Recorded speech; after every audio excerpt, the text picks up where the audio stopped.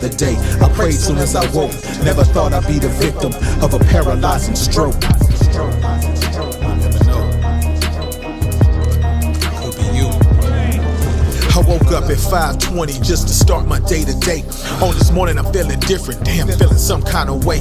I got my coffee, then got my daughter ready, headed out the door. Things seemed a little different, I gotta head it down for sure. So I'm off to the babysitter, Miss Mimi is the bomb. As I'm leaving, she was asking, was there something going on?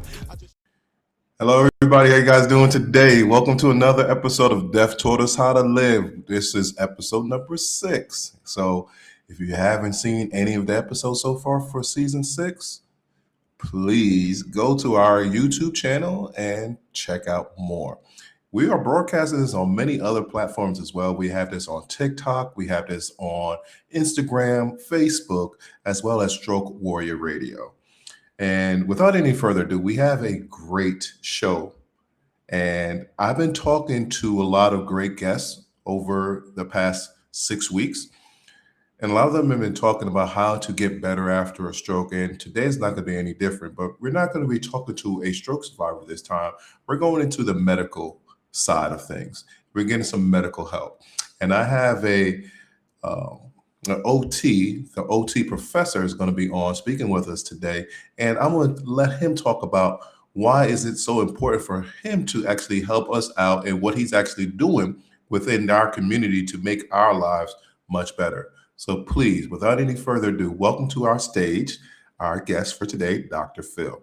Dr. Phill, where are you, sir? Are you here? Come to the front, sir. How you doing? I'm here. Good. How are you? I am great, sir. I am so honored to have you on our show. I really appreciate you taking your time to say, hey, I want to talk to the AVM superhero and his guests. Yeah, so, my pleasure. Thank you, sir. Thank you. So can you give us a little background of who you are, what qualifies you to be talking to us today, and what you're trying to do for us as stroke survivors? Yeah, my name is Phill Lamoureux. I'm an occupational therapist. I have been an occupational therapist for the last 10 and a half years. I spent the last 8.5 years devoting my time to learning how to help stroke survivors actually get back to living life. That is a huge part of my platform, is focusing on how do you get back to living life. And within that, I actually started my career working in inpatient neuro rehab.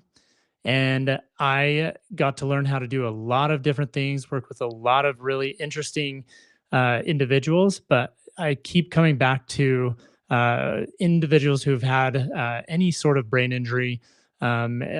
Really, stroke survivors have been really the main part that I have spent that time doing. I was the first occupational therapist to be trained in high-intensity gait training. And ever since then, I have been pushing, trying to help other therapists and survivors actually incorporate the things that we know now that are the most recent pieces of information to help stroke survivors actually regain mobility and to get more of their life back. And so that has been a big part of what I've done. And I've done that through kind of trying to change the medical system a little bit. And the biggest part of how I've tried to do that is I do these what are called boot camps. And these boot camps, I've been doing them for over 1.5 years, where I work with somebody for anywhere between 3 to 5 days.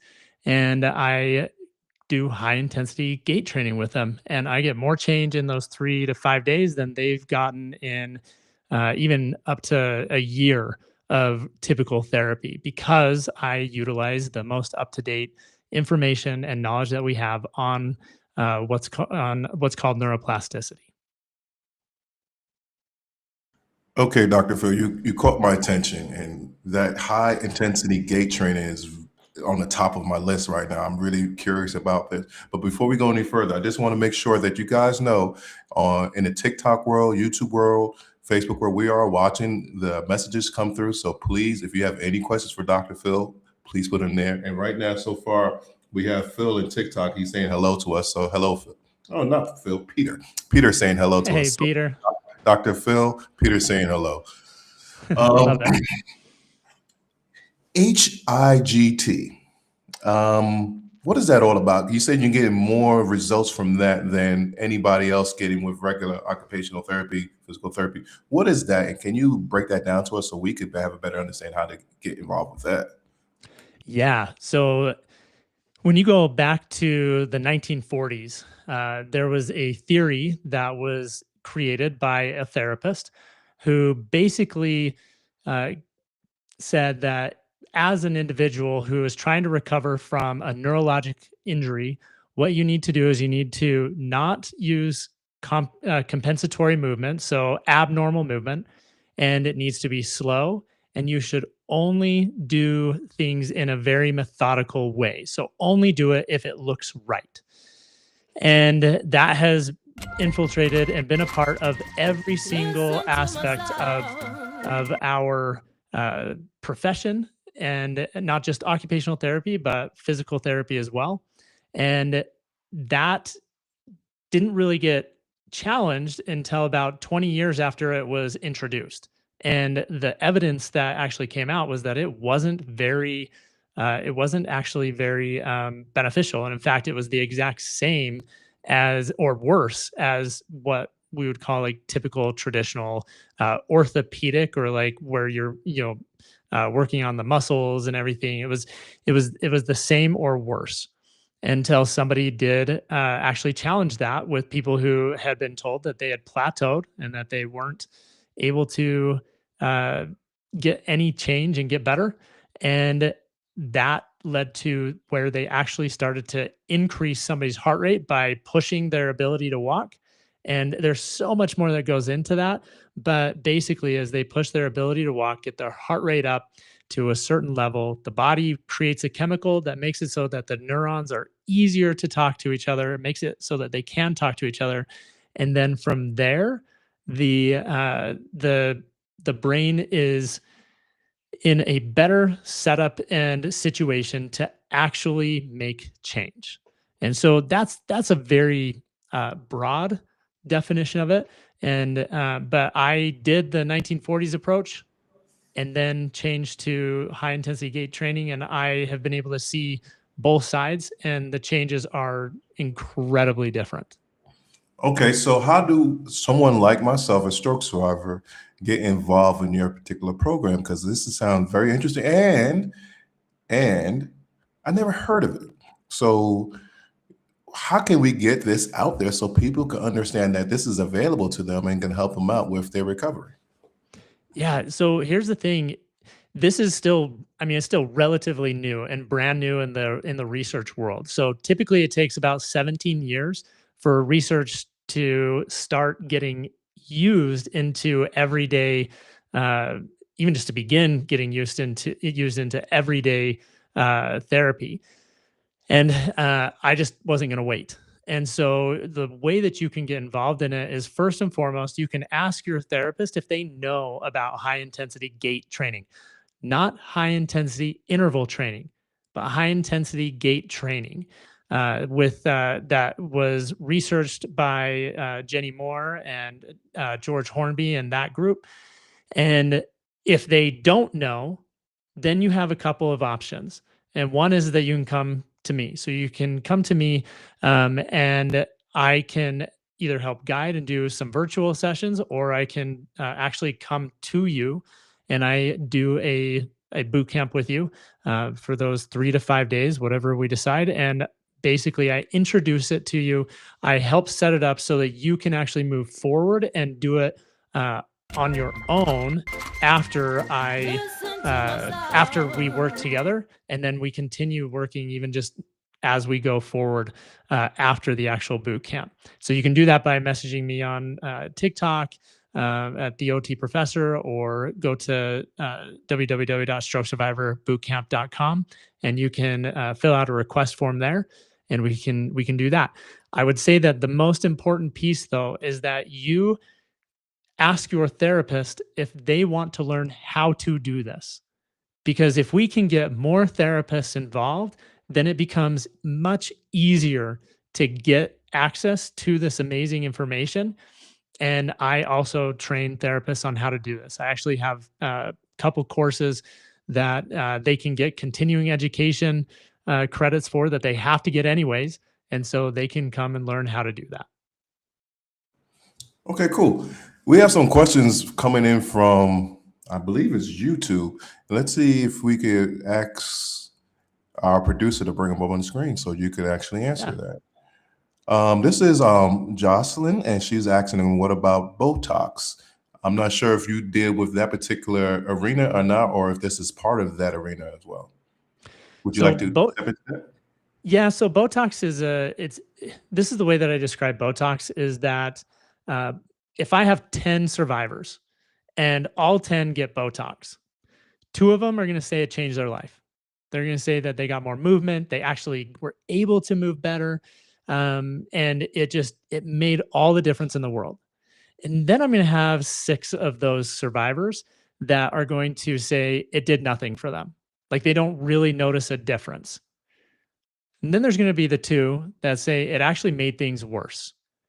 And so really when it's interesting because Botox can be looked at as it's like you're looking for the thing that's going to make the big difference or the big change.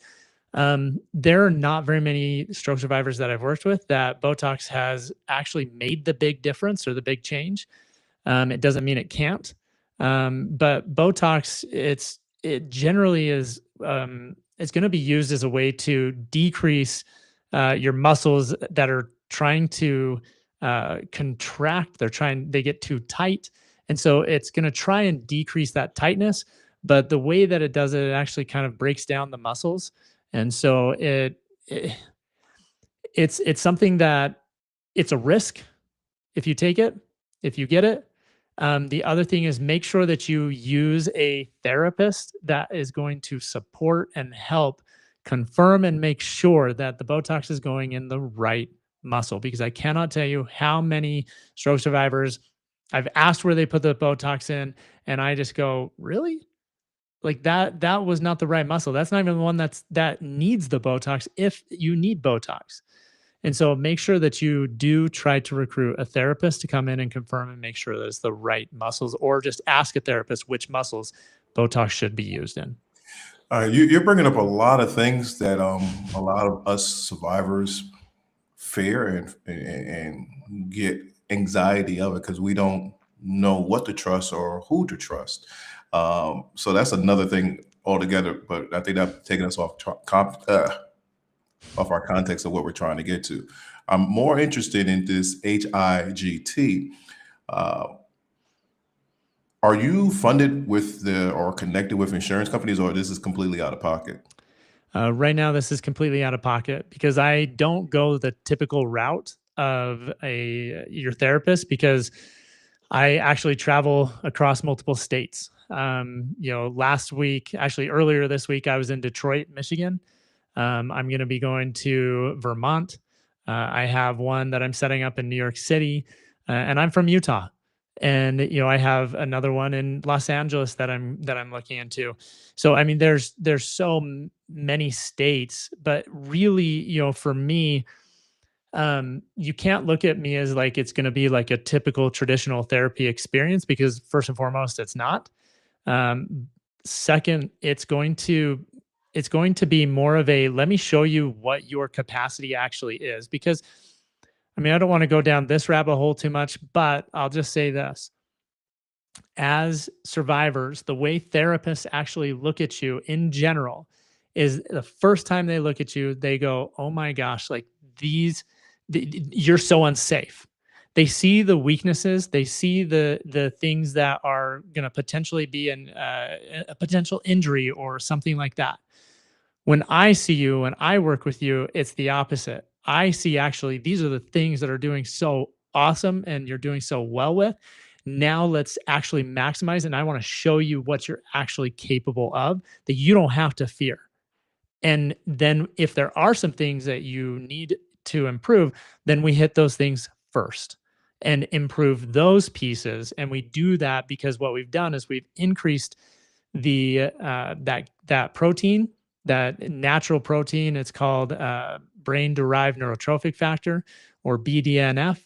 We've raised that in your body because we've increased your heart rate and you've put in that effort to make that happen. And then from there, we start to really push what your body can do, because now your neurons, the pathways from your brain to your body, are talking so much easier. And so it's different. And right now, because it is newer, and because I'm not your typical traditional, I'm just treating and working with people in my community, insurance doesn't want to deal with that. Fair enough. So, who is a candidate for HIGT? Yeah, I think the best way to put it is who isn't a candidate, because that's a much smaller pool, sample size. So if you happen to have heart issues, so let's say you have a hard time, and your heart really struggles with pumping blood through your body. There's a term that's called ejection fraction or fracture, and what you do with that is if it's below a 50, then we really have to do even a more in-depth screening with you to figure out if you are appropriate for that. And if it's below 40, then you really are not a candidate for that. And those are the biggest, that's like the biggest piece, is that if your heart is the issue. Um, there are some other pieces like depression, actually. So if you are in severe depression, that's another piece that actually makes high intensity training hard, because if you think about what high intensity training does, it pushes you to this limit where your brain is going to yell at you and say, "Oh my gosh, what you're doing is not good." Your brain is trying to protect you, but it actually is good. And I show your brain that it is. But when you're dealing with depression as well, and we're talking like more severe depression, instead of seeing the success, you actually see the negative, which actually doesn't help you regain those connections. And so those are kind of the two biggest things. So if you've had like a heart attack in the past, that's another piece. If you have, it's a little bit different too. If you have like a oh my goodness, how am I forgetting that name? But they put it in your chest to make it so that if your heart a defibrillator, basically you can put it into your, so that if your heart rate goes too high, it lowers it. That ends up being a much more difficult one to deal with. It doesn't mean you can't, but it becomes a little bit more difficult. So if your heart is bad, like if it's a bad heart, then high intensity is not where you should be going. You should go more into moderate or lower intensity, but that also does limit the gains that you will get. Is time a factor? And what I mean by No. time, like I'm 8 years past stroke. So Nope. time is not a factor? Look at it this way. The older you are, that is more of a factor. So if you're 80, 90 years old, I mean, it's not that you can't get gains. I mean, you totally can. I've worked with individuals who are 80, 90, and we've been able to get great gains. The difference is that your body itself, like the pathways themselves, they're just, you're older. The cells have started to break down, and they're not communicating as fluently as they used to. And so that's a big piece. So the older you are, the less gains you end up getting just in general. That's one of the principles of neuroplasticity. But if you're 8 years out versus 20 years out, doesn't matter. Like I've worked with people who are, 8.5, 10 years out, and I still am getting the same types of gains. I will say that if you're like within the first 3 months, you're definitely going to get more gains, because that's just the brain making natural connections back. So that's the best time. That is the absolute best time to do this. I started doing high intensity gait training with somebody, of course, with the doctor's approval, 4 days, 5 days after symptoms. Really? Oh yeah, I took people who couldn't even move half of their body up and down 114 stairs by myself. Jeez. It's really crazy. But I get think it. about it like this: your brain is built and designed to adapt. Right. That is what it's designed to do. It's its job. However, it's always going to go the path of least resistance or the path of most efficiency. Right. And so if your environment is built to be low intensity, to not have the demand that a typical environment demands, then the brain is going to say, that is the norm. That's where I want to be, because I don't have to work for that. That's just the brain. Everybody's brain does that. Right. But if you put the demand, and the demand is high right off the bat, then the brain tries really quickly to figure out how to make that the efficient pathway. Okay, Dr. Phill. The reason I'm going down these paths of questions, and I'm loving how you responded. It seems like this is kismet. I'm loving it because I get so many people ask me the question. How long did it take you to walk? How long did it take? I'm like, I can't answer that. I don't have those type of answers. And then you said something to me that's very interesting. A lot of people that had a stroke 2-3 years and they're falling into depression. Yeah. So how do we deal with those people? Because you said they're not a candidate because they are depressed, but how do we find the proper therapy for them to understand that this could be a possible? Because hope for us is very scary. Oh, yes. And we don't know how to deal with that. And Yes. if things don't work out for us, we crash all over again. So how do we deal with those type of individuals? Oh man, that's such a good question. So I just want to clarify, if you are experiencing severe depression, it doesn't mean you don't qualify for high intensity. It just means that it's going to add a more complexity to the experience, and could potentially be a negative. And it depends on where you're currently at with that. Number one is that you should go to your primary care physician and actually be open and honest about that, and talk about how you're experiencing that depression. Part of that depression, you have to understand, could be chemical. It could be a chemical imbalance that's causing that. And so something like a medication can be very beneficial and help with that. I myself dealt with depression, and I used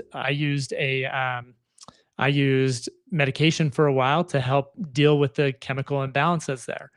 There are some other different types of interventions that are out there that can help target depression. Um, TMS, transcranial magnetic stimulation, is one that has really good evidence to support it. That does happen to be really expensive though, which is really annoying, but that is the case. And then the other piece is that try to find ways to increase living. There's this thing that like really bothers me about the way that I did therapy for a while and the way that therapy is still done today. And it's that we prescribe you a home exercise program, right? We as therapists go, okay, here you go. This is home exercise program. This is what I want you to do. And it's usually lift weights, it's do this many reps, do this many things. And the problem is that although that might help, it doesn't actually address the issue. And the issue is more so, how well can I increase living? Because if, as a survivor, if I can start getting into that mindset of how can I increase living today? And I have somebody I'm working with, his name's Chuck. He's a stud. But that's one of the things that we talked about. And so I ask him all the time, okay, what's the thing that you're adding this week to make it so that you are living more than you did last week? And one of the things he said is, I'm dusting the family room. Like, great. That is something that is just typical living, right? Could be vacuuming, and if you're not able to do that, it could be something like, hey, I want to sit up and be at the table for dinner instead of sitting in my lounge chair, which is easier and less difficult. I'm going to make sure that I go, I want to go on a ride in the car today. I'm living. You know what? We're going to go to the store. And even though today I don't want to, like, you push yourself to try and live more. And as you do that, what will happen in general is that part of the equation of why depression hits stroke survivors so quickly and so badly, that starts to get answered and starts to get impacted in a positive way. But the biggest thing about that, and this is something that I mean, I don't need to go into it too much, but you need to learn, like all of us do in our own different ways, but as a stroke survivor, learn to embrace the suck. Learn to embrace the fact that trying to regain who you are and your identity again is going to require you doing these things in a way that it didn't look like it did before, so that you can regain who you are. But you can't get there by waiting. It won't happen. I definitely get that. And I really appreciate you saying that to us because that is the major problem. We don't understand that life is going on and we need to be part of it. And a lot of times that is what is actually really holding us back from actually getting any gains because we don't believe that we can't get any gains. I hear people Correct. say to me all the time that that person I used to be was a great person. I want to be that person. And I'm like, okay, what about this person that you are right now? This Yeah. person's a great person too. You just have to change your mindset and make this person great too. And I don't think people understand that. But before we go any further, we got some comments from TikTok world. We have Terry. She says, Dr. Phill, I miss watching your boot camps online. So I guess you used to have boot camps online. Is that Yeah, something you still do, or is it I archived still somewhere? do. I still do. I was supposed to have one this week, but the individual that I was working with um, ended up having some medical issues that prevented us from doing that. And Okay. so I was so bummed because it's one of the coolest experiences I've ever been a part of. And that is where I do this, I live stream our sessions. So I Okay. live stream them on I live stream them on TikTok so anybody can watch what I do. And I just do it through the OT professor. And then what we do is you have 30, 40 stroke survivors that are on watching and cheering you on and Right. pushing and seeing what you're doing and seeing how you want to quit, but now you know that there's this wave of people that are lifting you up. It's so cool. I just got chills thinking about it because it's one of the I did coolest too. things to be a part of. And man, I love it. It sounds amazing because I see a lot of people on TikTok referring me to you. I'm like, who's this guy? Who's this guy? And I'm starting to understand why you are so important to our community. I do have a question for you, and the question is why? Why do you want to help us out so much? Oh man, you're gonna make me cry. Come on, brother, you got to cry then. So I think one of the hardest things, this part being vulnerable and sharing the why, you have to understand that I don't have family members. I don't know anybody personally that has I've grown up with that had a stroke. Um, I actually don't have any ties to anybody who's had a stroke. But when I was 12, I had a plan to not continue life anymore. And during that time, um, that was really tough. And I've been to the very bottom of the bottom. And then I dealt with depression from the time I was 12 all the way until, I mean, I'm 38, about to turn 39 next week. And my, uh, the first time I experienced life without that dark cloud that was hanging over me was about a year and a half to 2 years ago.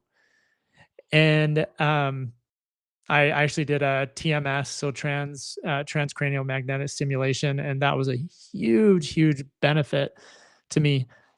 But the thing that pushed me is that as I worked with stroke survivors and I would share the feelings that I had that were the same feelings with me being in this place where I didn't want to live anymore.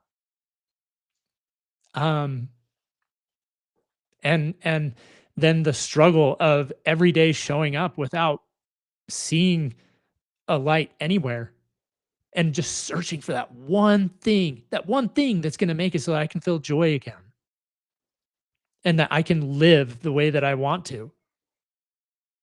That one thing, and it not coming. And not coming again and again and again and again, day in and day out, year after year. And then I started to get into this mindset of allowing yourself to surrender and to submit to the, you know, the anger and the frustration and the pieces where I felt like I had lost my entire childhood and growing up and teen years and early marriage years. And I had lost all that because I couldn't have the same joy that everybody else had because I couldn't feel it. And then as I shared that with stroke survivors, and I just would say, this is what you got to do. It would hit really hard to them. And I started to realize very quickly that even though I haven't experienced a stroke, I, for some reason, was given an experience that helped me be able to put myself in your shoes emotionally to a certain degree. And to know what it's like to show up every day and to have it slap you in the face that you can't be the same person that you were. And so, as I've done that, um, the thing is that I don't want stroke survivors to have to experience what it is that I experienced and what they do experience. And I believe that stroke survivors, out of all the different diagnoses that are out there, is the diagnosis that are the forgotten group. I think that the strategy is, hey, we're just going to wait and see what your brain brings back. And then honestly, we're just going to hope and pray that something else comes back in time as you just keep trying. And that is therapy now. And there is like that just brings so much depression and frustration. And I just, I just have, I did a thing where I was looking at what my values were. And my number 3 top value was justice and protecting those who can't protect themselves. And that just, I was so surprised because that was not what I thought was going to be in my top 3. And so it came to be this thing where I just, like, I found my people. I I found people who can understand what it is that I went through emotionally, even though we're not going through the same things. And man, I just love, I don't know how to say it, but I just love the stroke community. They are powerful, powerful people that have not been given a voice. And it makes me so frustrated. And which is one of the things I admire about what you're doing. And I love Death Taught Us How to Live because, I mean, in some ways I interpret that stroke is one of the best ways to open up your mind to see what living actually is. Dr. Phill, I'm sorry that you started to have to cry, but out of all my years of I've been doing this for 6 years. I don't think I ever got an answer like that. And I'm being very serious about it. I can see why people are gravitating to you. And I really appreciate your vulnerability. That's what we're looking for. We want people to understand us. We want people to listen to us. I'm not sure about what you're coming with because a lot of information you have is way over my head. You're more educated in the field of occupational therapy than I am.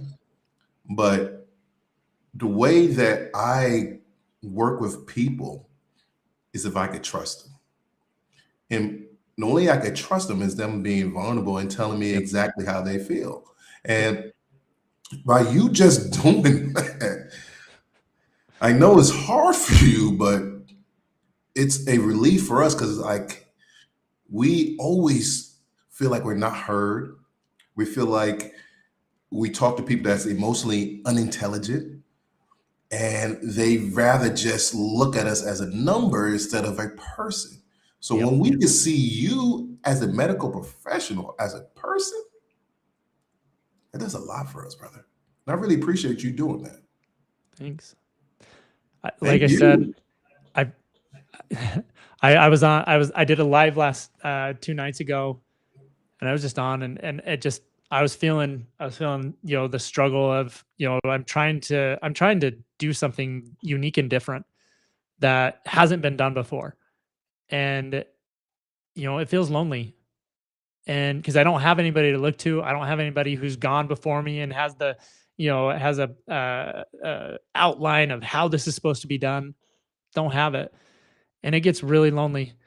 And I found myself on that live, and it's funny because I kind of reject when I get into those moments. I want to like just hide.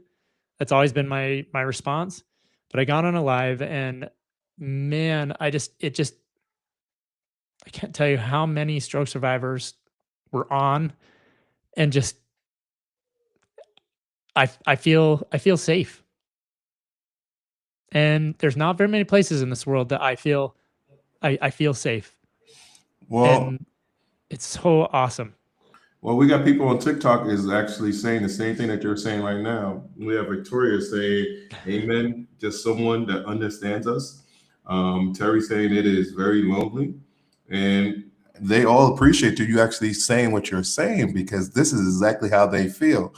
And you said it earlier.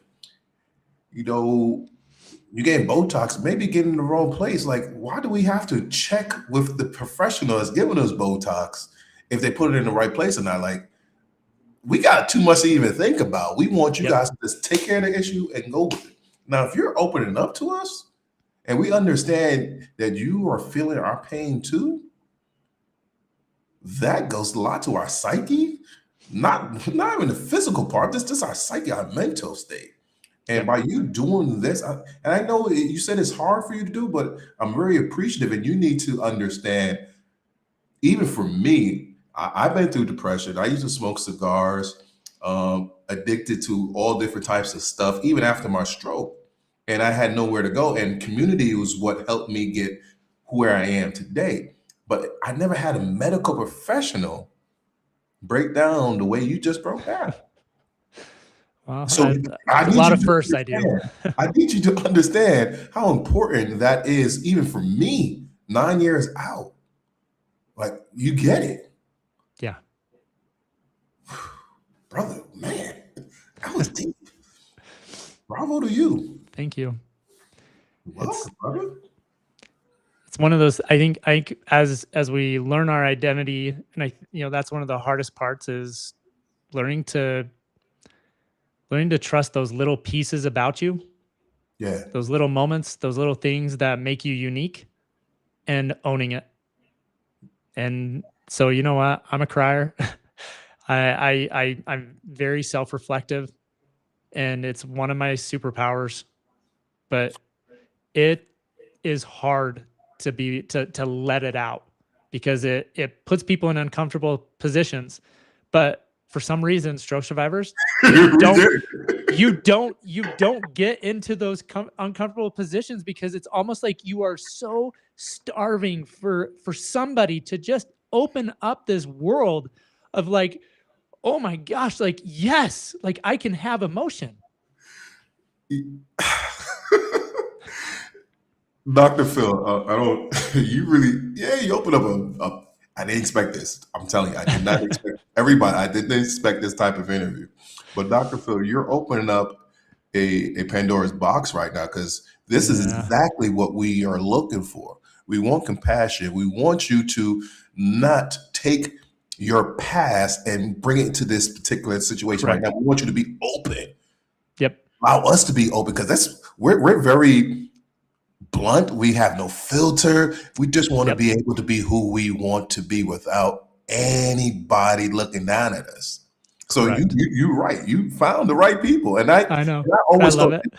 I always thought it was people that had near death experiences, but you're the first person that hasn't had a near death experience that thinks that way. Like, we think we're totally different than normal people. We call them normies. People that didn't have a stroke, we call them normies. Yeah. And we are somewhat different. I don't know what we are, but we're something different because we don't think the same way that normies think. But the way you just broke that down, like, we might be wrong. There's people out there that have been tapped into that. But we still have some more stuff from TikTok. I just want to make sure that we don't ignore them. We have Terry again. She says, I live my life through, I look at my pictures on TikTok. So I guess she used that as a journal to see how progression. Victoria is saying exactly. And she's also saying our tribe is solid. So, people are really gravitating to this particular type of information. So now, unfortunately or fortunately, I don't know how you're going to look at it, Dr. Phill, you have a responsibility to us now. Yeah. You really do, because you put yourself out there. Now we trust you. What does that do for you? Does that give you purpose? That gives you drive? That gives you more ways to educate yourself so you can help out more of us? She's, I think the biggest thing that it does, is, I mean, I see the gravity of it. I see how big it actually is and how big it can be. Um, it does. I mean, it to me, it feels an awful lot like, um, how do I don't even know how to answer that question, because like, because dealing with depression, it's, throughout my life, it's been one of those pieces that it's easy to just tear myself down and to not see what I'm capable of. And in this group, with survivors, like, they get it and they see it. And I think the hardest part for me is trying to answer the question, how do I get this to everybody? I think that's the gravity of it all. Like, I am more than happy to spend all of my time. Like, I give so much of my time to just everybody, and they give their time to me. As I reciprocate, they reciprocate it back. It's amazing. But this group, the group of individuals, you know, who've experienced one of the suckiest things that you could ever experience. They keep showing me the power that they have and the power that other people just push aside and just ignore. Like, Peter sent me a text today, and he said, that he was able to hold a bag of peanuts for the first time, and he's 2.5 years out, almost 3. And like, that just gives me even more fuel. More like, what I'm doing is right. What I'm doing is what has to happen, because if I don't, it won't happen. I actually firmly believe that, because I think that I was given a particular experience that makes it so that this is my responsibility. And the more that I keep stepping through that door that keeps opening up, even though it's terrifying, the more other doors open. And I believe that ultimately, like, this is just the beginning of what is going to be capable, what we're all going to be capable of showing and doing, and the things that are going to happen. And I just there's lots of little things that I have that are in the, like, on the back burner of how I'm going to do this. I just put together a boot camp where I had 2 therapists and 3 survivors, and I trained the therapists, who are full-blown therapists, how to do high intensity gait training. And we did a boot camp with 3 survivors. I have a couple of things that are coming up. My goal is one in Los Angeles, one in Houston, one in Jacksonville, Florida, and another right now it's looking like Pennsylvania, where I am looking to get 15 clinicians and 5 survivors. And the 15 clinicians are there to learn how to implement high intensity gait training. The clinicians are paying for CEUs, for continuing education units. The survivors, I do believe that no matter what, anybody who wants to get changed, there needs to be a sacrifice.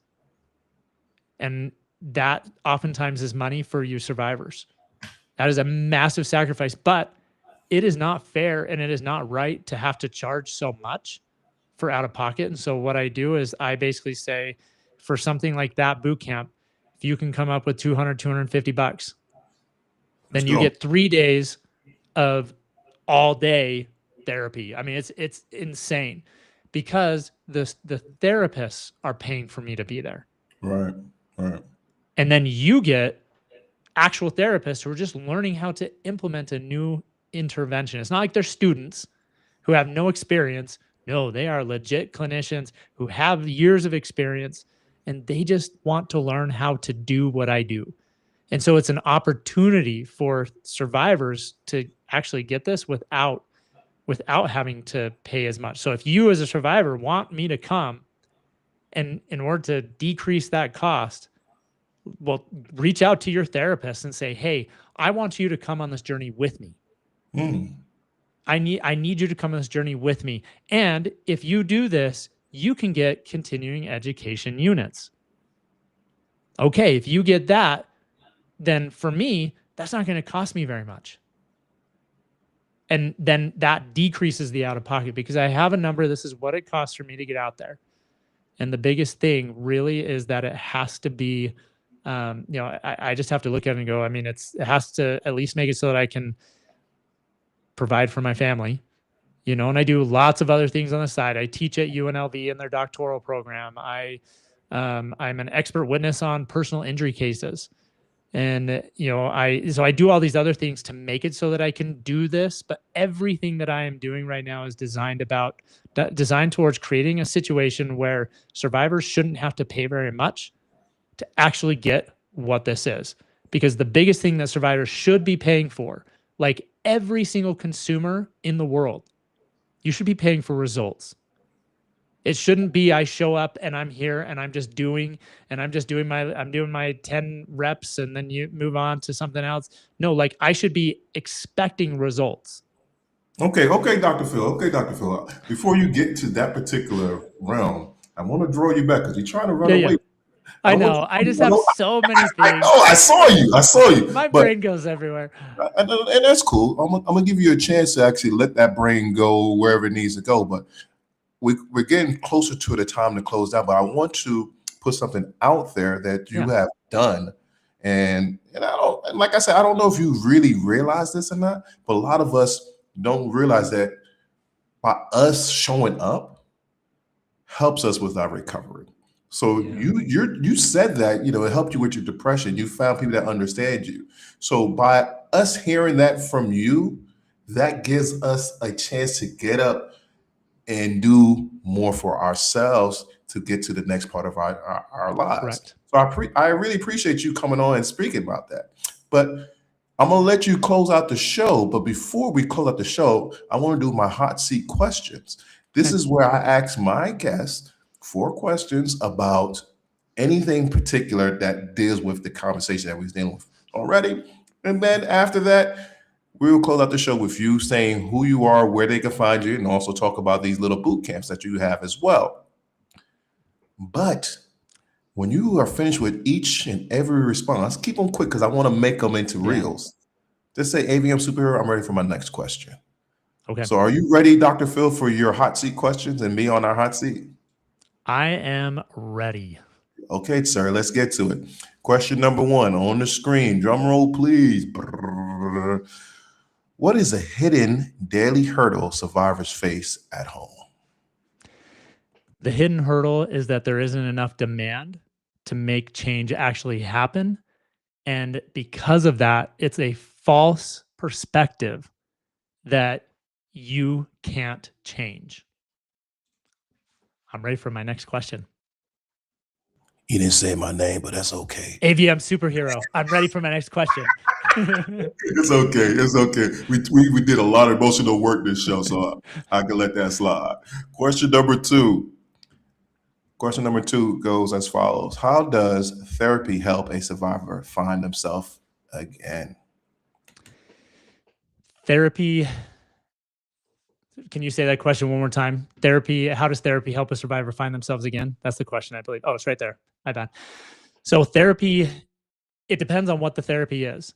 But if the therapy is actually getting you to perform and to participate and to increase the demand, then what happens is you have to come to grips with experiencing what it is that you have to do and how it looks now.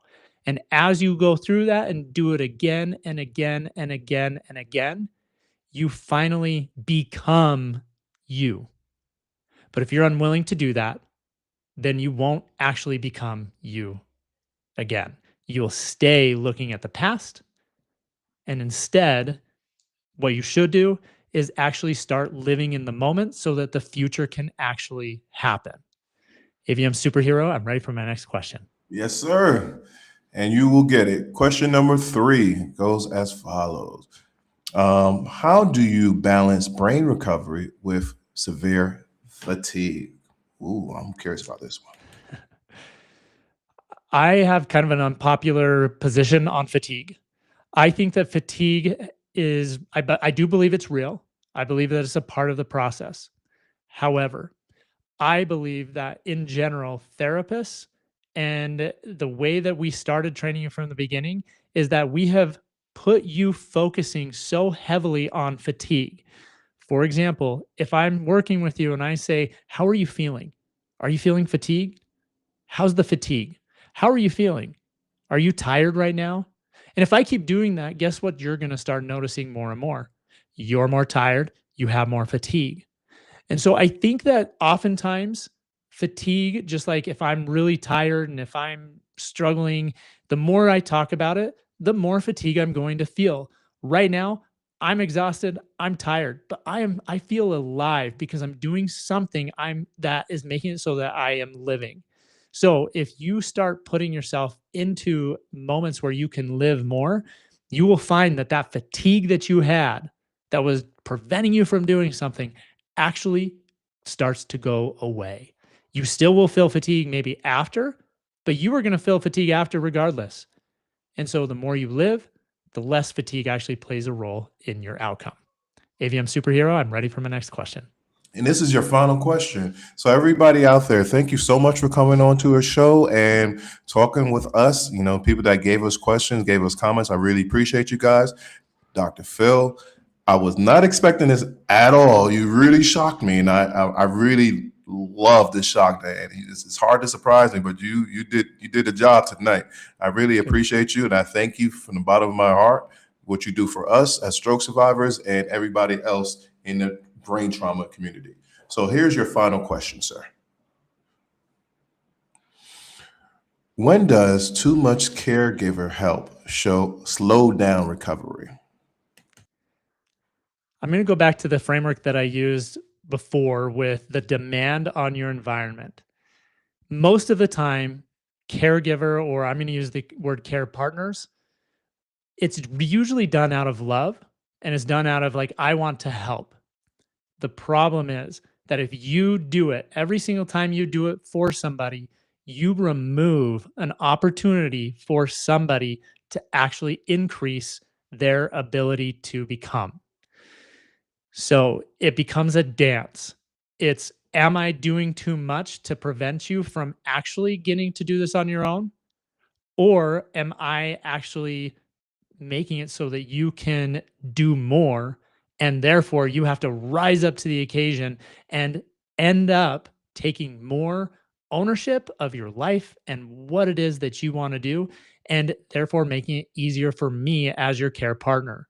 It's a really interesting dance, but usually in fact, I'll just say this, every single time I've ever seen a care partner with somebody, they usually are doing too much. And that has to do with the fact that survivors don't actually see what they're actually capable of. And so part of it is you need to actually see what your loved one is capable of. And that way you can actually step away.